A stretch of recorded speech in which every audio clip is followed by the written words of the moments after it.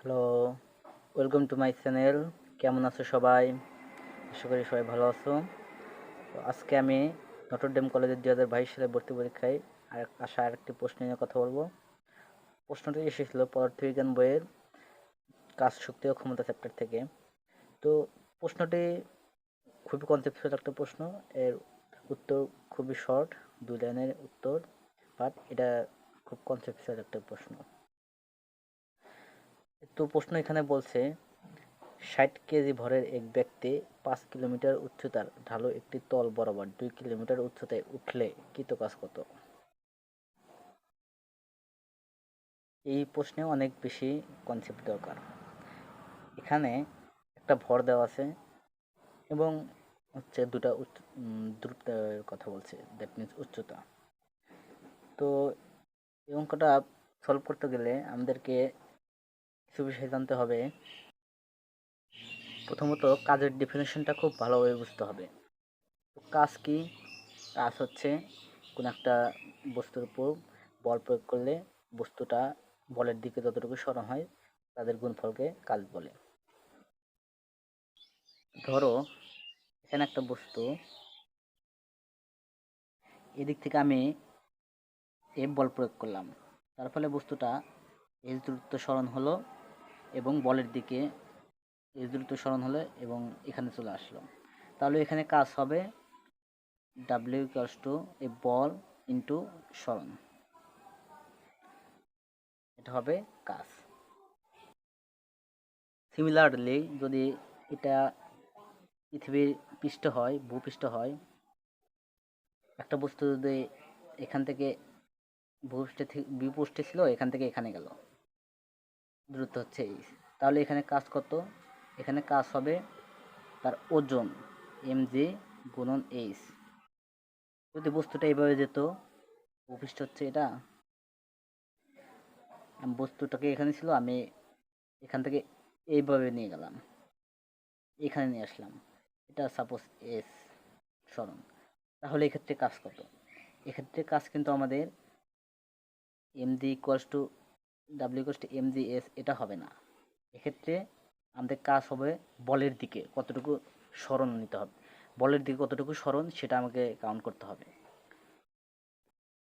এখানে কিন্তু বলের দিক কিন্তু এই দিকে না, বলের দিক হচ্ছে এই দিক বরাবর, পৃথিবীর অভিকর্ষ বল এদিকে কাজ করতেছে। তো আমি যদি এইদিকে বল নেই, তো আর সরণ হচ্ছে এদিকে, এটা কিন্তু তাদের গুণ করলে কিন্তু কখনোই আমি কাজের অ্যাকুরেট ভ্যালুটা পাবো না। আমাকে বল এদিকে, কাজও সরণের দিকটাও এদিকে হতে হবে, এমনভাবে আমাকে নিতে হবে।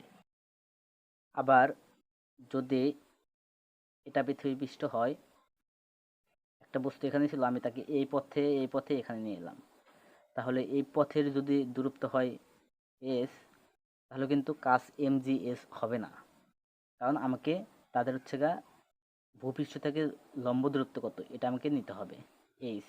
যদি এটা এইচ হয় তাহলে এমজিএইচ, এটা হবে কাজের মান। সো এই ম্যাথটায় এরকমই কিছু কনসেপ্টের কথা বলা আছে। এই ম্যাথটায় এরকমই বলা আছে 5 কিলোমিটার উচ্চতার ঢালু একটি তল বরাবর 2 কিলোমিটার উচ্চতায় উঠলে কৃত কাজ কত? তো আসো যদি এই ম্যাথটা আমরা সলভ করি।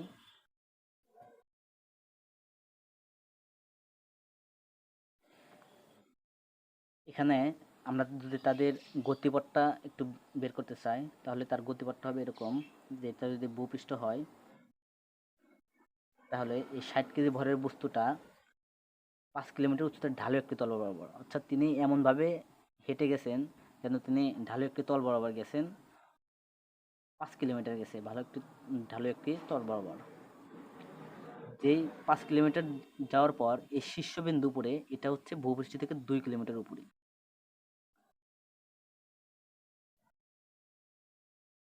সো এখন বুঝতেই পারছো যে আমরা কোন ডিস্টেন্সটাকে কাউন্ট করব। এখানে ব্যক্তিটা এখান থেকে এখানে গেছে, এই দূরত্বটা হচ্ছে 5 কিলোমিটার, বাট এখানে যাওয়ার পরে এই ভূপৃষ্ঠ থেকে এটার হচ্ছে উচ্চতা, এটা হচ্ছে 2 কিলোমিটার। সো এক্ষেত্রে যদি আমরা কাজ বের করতে চাই, তাহলে কাজ কিন্তু আমরা কাজের ক্ষেত্রে কোন ডিস্টেন্সটা কাউন্ট করব, এখানে বলের দিকের সাথে যে ডিস্টেন্স সেটা আমরা কাউন্ট করব। তাহলে এখানে অবশ্যই 2 কিলোমিটার এটাই কিন্তু কাউন্ট করতে হবে। সো আমরা যদি কাজ বের করি W equals to M G H এইটা, তাহলে এখানে এম এর ভ্যালু বসাই দিই 60 কেজি, জি 9.8, এইচ 2 কিলোমিটার, এটাকে আমরা মিটারে নিলাম, তাহলে এর ভ্যালু আসে 1176, এটাই হবে কাজের মান এই ব্যক্তির। তো এই ম্যাথটা অনেকে বিভিন্নভাবে করে, এই দেখা যায় তাদের ক্ষেত্রে হয় না। অনেকে এখানে থিটার ভ্যালু বের করে, থিটার ভ্যালু বের করে অনেকে ম্যাথ করে, আবার অনেকে 5 কিলোমিটার এই ডিস্টেন্সটাকে কাউন্ট করে। সো অ্যাকচুয়াল রেজাল্ট হবে কিন্তু এরকম, এটাই কিন্তু অ্যাকচুয়াল রেজাল্ট হবে। তো ম্যাথটা এতটুকুই, এটা খুব ছোট একটা ম্যাথ, বাট এর ভিতর কনসেপ্ট অনেক বেশি। আর ভর্তি পরীক্ষাতে এরকম টাইপের ম্যাথ আসে যেখানে অঙ্ক অনেক কম করা লাগে বাট কনসেপ্ট অনেক বেশি থাকে, সেক্ষেত্রে অনেক বেশি কনসেপ্ট জানতে হয়। তো এটাই ছিল আজকের প্রশ্ন। ভালো থেকো, দেখা হবে আর একটা ভিডিওতে।